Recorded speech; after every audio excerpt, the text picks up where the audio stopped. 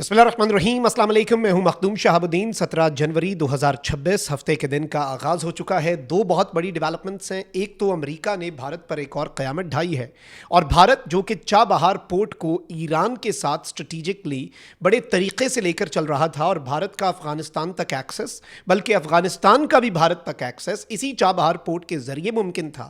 और गवादर को काउंटर करने के लिए भारत ने काफ़ी अरसे तक इन्वेस्टमेंट की और ईरान के अंदर चाबहार पोर्ट डेवलप किया। लेकिन अब इस चाबहार पोर्ट से डोनाल्ड ट्रंप का शुक्रिया कि भारत आउट हो चुका है। ये मामला क्या है, इसे भी डिस्कस करते हैं। इसके साथ ही साथ ईरान पर एक हौलनाक हमला जो है वो नाकाम हुआ है।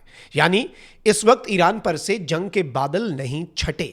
इस वक्त असल जो सूरत हाल है वो तशवीशनाक है, और ईरान के अंदर प्रोटेस्ट थमे तो जंग या फिर मिलिट्री स्ट्राइक का इम्कान भी कम हुआ। लेकिन अब दोबारा से जो ईरान ने एक बहुत बड़ी कार्रवाई करके, बल्कि इसे अगर आप ये कहें कि डायरेक्ट मिलिट्री स्ट्राइक भी अगर होती ना, डायरेक्ट मिलिट्री स्ट्राइक ईरान पर होती, तो उस तनाजुर में भी मैं आपको ये बता रहा हूं कि इतना बड़ा ये हमला तसव्वुर ना होता जो ईरान ने अब कार्रवाई करके हमला नाकाम बनाया।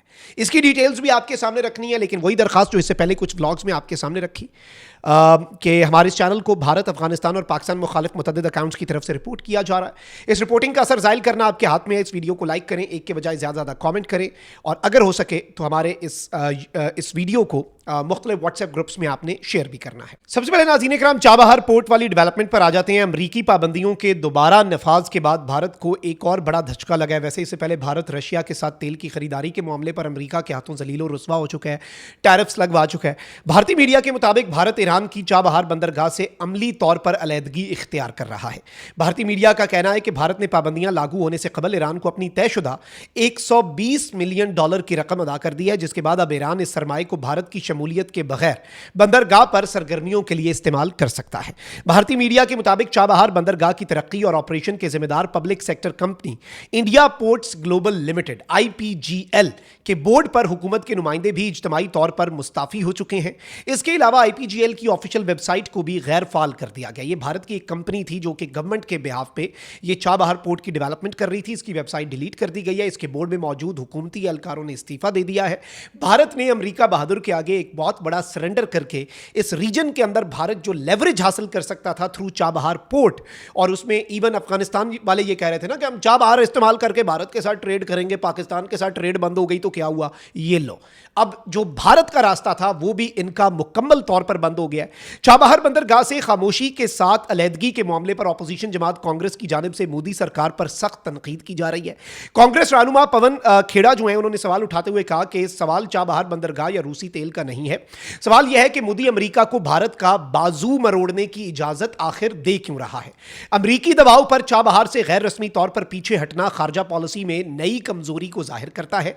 वाज़ेह रहे कि साल 2024 में भारत ने 10 साल के लिए ईरान की चाबहार बंदरगाह का इंतजाम संभाला था, और 2024 में यह संभालने के बाद अभी यह मुकम्मल तौर पर जैसे ही ऑपरेशनल हुआ तो भारत का इस सब के अंदर अब इनकी इकोनॉमी का और भारत के एस्पायरेशंस का, भारत के उस ख्याल का, देखें आप एक इन्वेस्टमेंट करते हैं, एक चीज़ डेवलप करते हैं, और जब आपका उसमें से फ़ायदा लेने का वक्त आता है तो आपका बेड़ा गर्क हो जाता है, आपके साथ हाथ हो जाता है, आपको ठुड्डा कराना पड़ता है और आपको सरेंडर भी करना पड़ता है। नरेंद्र मोदी की पॉलिटिक्स के लिए दिस इज अनदर ब्लो, बहुत बड़ा ब्लो है। इससे पहले नरेंद्र सरेंडर तो भारत के अंदर एक कौमी नारा बन चुका है।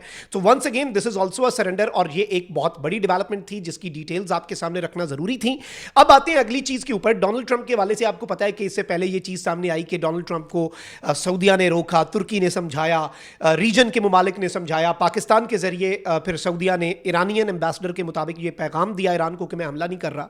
अब डोनाल्ड ट्रंप जो है उसने कहा है कि भाई मैं जो इस वक्त ईरान के अंदर हैंगिंग्स होनी थी, जो कि शेड्यूल के मुताबिक लोगों को फांसी पर लगाना था, जिनमें से 800 लोगों को फांसी लगनी थी, वो उन्होंने कैंसिल कर दी है, और मैं उसकी ईरान की लीडरशिप का शुक्रिया अदा करता हूं। लेकिन डोनाल्ड ट्रंप जो है उन्होंने ईरान पर हमला ना करने के फैसले के बारे में बात करते हुए कहा कि किसी ने उन्हें ईरान पर हमला ना करने के लिए कायल नहीं किया।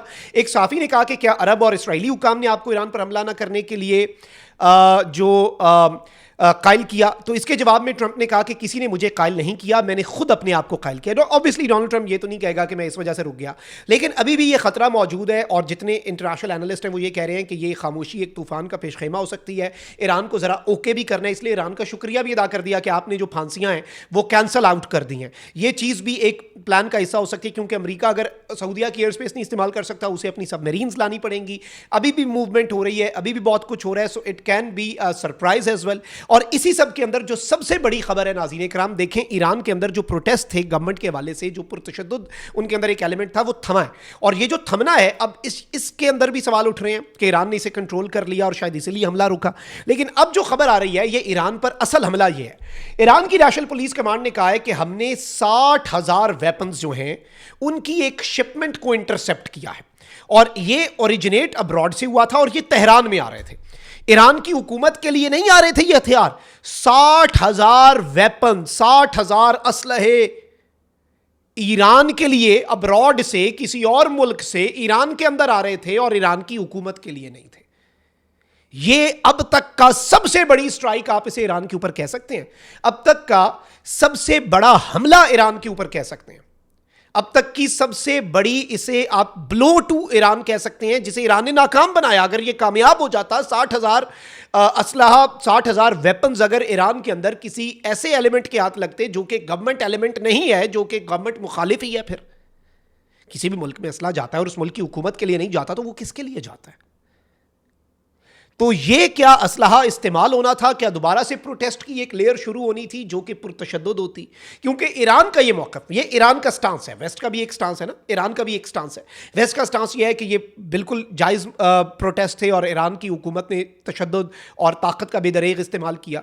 ईरान का ऑन दी अदर हैंड मौक़िफ़ ये है कि भाई प्रोटेस्ट पीसफुल थे, बीच में एलिमेंट्स डाले गए, बीच में जानबूझकर बंदे डाले गए जो पुरतशद्दुद कार्रवाइयाँ कर रहे थे, जिन्होंने एहलकारों के ऊपर सरकारी 109 बंदा मारा, पुलिस एहलकार और फौजी, जिन्होंने IRGC के कुछ यूनिट्स के ऊपर हमला किया, जिन्होंने पुलिस स्टेशंस पर को आग लगाई, जिन्होंने मसाजिद के अंदर ग्रेनेड फेंके, जिन्होंने हस्पतालों के ऊपर हमला किया जहाँ पर ईरान के ज़ख्मी एहलकारों को ले जाया गया। इस चीज़ को आप समझें ज़रा, इस चीज़ की इंपॉर्टेंस को समझें। This is something very big.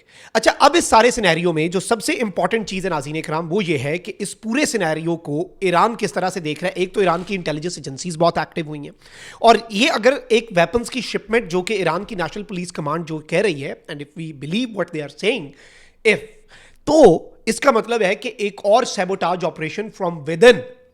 असल तो खतरा उसी चीज़ का होता है ना जो अंदर से होती है, अंदर से कार्रवाई होती है। अंदर से हमला सबसे ऐसी कारी जर्ब लगाता है कि बाहर वाला हमला फिर आसान हो जाता है ना। आप अंदर से ही जब तितर बितर हो जाए, अंदर से ही मुंतशिर हो जाए, अंदर से ही शिराजा बिखर जाए। तो ये जो ईरान ने कार्रवाई की है, ये एक बड़ा हमला ही इसे तस्वुर किया जा रहा है ईरान के ऊपर, इंटरनल हमला जो कि प्लान था, जिसे ईरान ने क्लेम ये है ईरान की नेशनल पुलिस कमांड का कि हमने नाकाम बना दिया है। और इससे एक और सवाल ईरान के अंदर उठना शुरू हो गया है कि ये तो एक शिपमेंट है जो हमने पकड़ ली, ये तो एक शिपमेंट है जिसे हमने कर लिया जी इंटरसेप्ट, जिसे हमने देख लिया, जो हमारे हाथ लग गई। क्या ऐसी और भी शिपमेंट्स थी? क्या ऐसी और भी चीज़ें थी?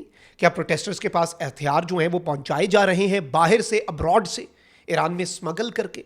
क्या रजीम के खिलाफ जो एक चीज़ थी, क्या वो थम गई है या फिर उसे एक और बड़ी वेव के लिए तैयार किया जा रहा है? All these questions they are being asked inside Iran. और डोनाल्ड ट्रंप की अनप्रेडिक्टेबिलिटी जो है वो भी एक बहुत बड़ी चीज़ है कि क्या ईरान उस वक्त तो अपने जेट्स ईरान स्क्रैम्बल कर चुका था, तो क्या ईरान को ज़रा ओके करके अमेरिका हमला करेगा? ये भी एक इंपॉर्टेंट क्वेश्चन है। लेट्स सी चीज़ें किस तरफ को जाती हैं, लेकिन ये अभी तक की डेवलपमेंट्स थी। अपना बहुत ख्याल रखें। अल्लाह निगहबान। पाकिस्तान जिंदाबाद।